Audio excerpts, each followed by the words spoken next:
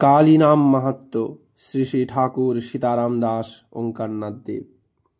মাতৃগাথা হতে পাঠ করছি একাদশ উল্লাস। আজকে সাধক আপন মনে মাকে একখানি শ্যামা সঙ্গীত গেয়ে শোনাচ্ছেন।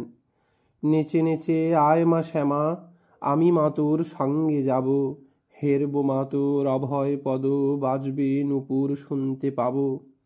ঘোর আধার ভয় মা করে, ডাকবো শ্যামা অভয়ারে, মা বলে মা যাব চলে, মা বলে মা ভয় ঘুচাবো। ভয় দেখালে আর কি ভুলি, মা আমার অভয়া কালী, করে করে দিয়ে তালি, কাল বলে কাল কাটাবো। বেশ গান। দেখ, আমি গান বড় ভালোবাসি বাবা। যে গান করে আমায় ডাকে, তার কাছে আগে যাই, তাকে কোলে করে বসি। তার শরীর রোমাঞ্চিত হয়, জলে চোখ ভরে যায়। গান করতে করতে আমার কোলে ঘুমিয়ে পড়ে। মা, তোর কালী মূর্তি অমন ভয়ঙ্করী কেন? যারা পাপী তারা আমায় ভীষণ দেখে, ভয় পায়। ভক্তেরা ভীষণা দেখে না, ভয় পায় না।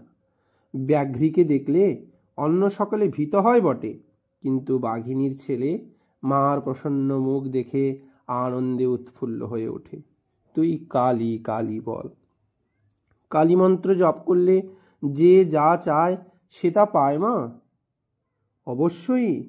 ভগবান শঙ্কর বলেছেন, কালী মন্ত্রের তুল্যা বিদ্যার কোথাও নাই।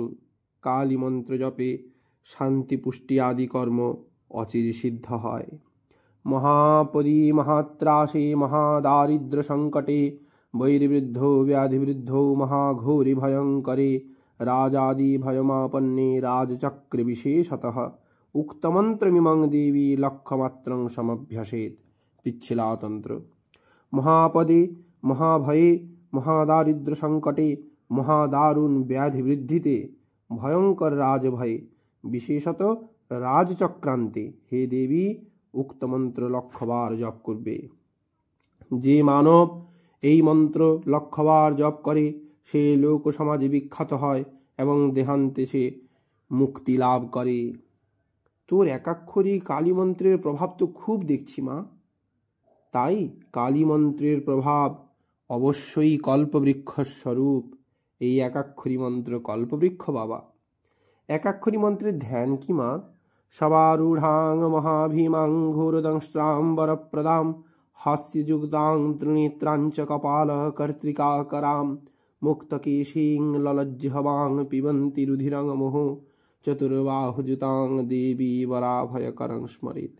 যিনি সবারূঢ়া, মহাভয়ঙ্করাকৃতি, ভীষণ দশনা, বরদা ভয়দায়িনী, সহস্রবদনা উত্ত্রিনয়না, যাহার হস্তে কপাল কর্ত্রিকা বিরাজমান, যার কেশদা মালুলায়িত ও জিহ্বা লোলা, যিনি বারংবার রুধির পান করিতেছেন, চারটি বাহু তন্মধ্যে দুইটি হস্তে বর ও অভয় মুদ্রা ধারণ করিতেছেন, সেই দেবীকে বারংবার স্মরণ করি।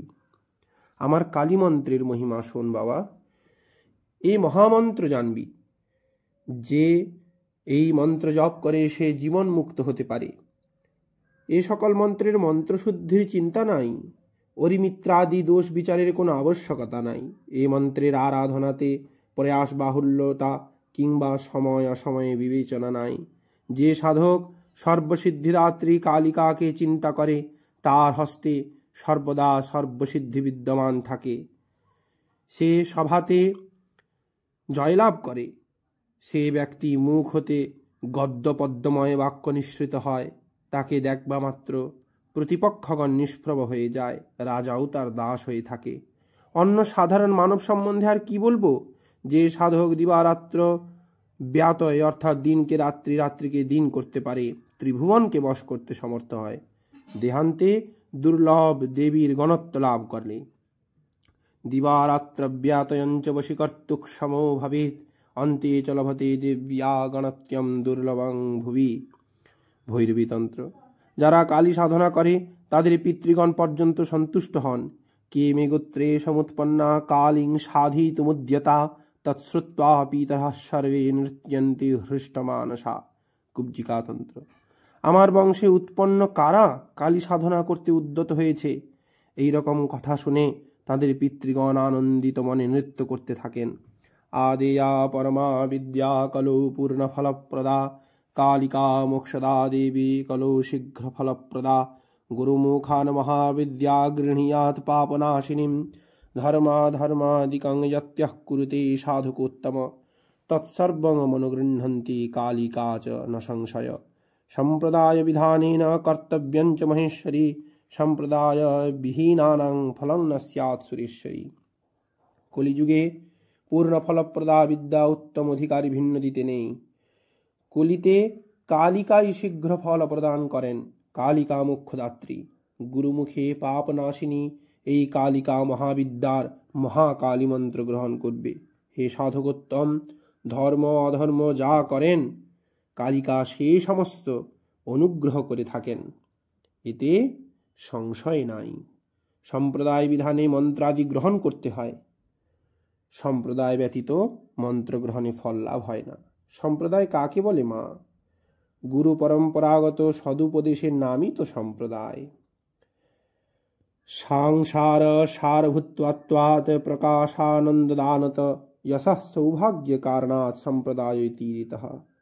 তুই আমার নাম কর, কেবল কালী কালী বল, দুর্গা দুর্গা বল, মা মা বল, তোর কোনো চিন্তা নাই।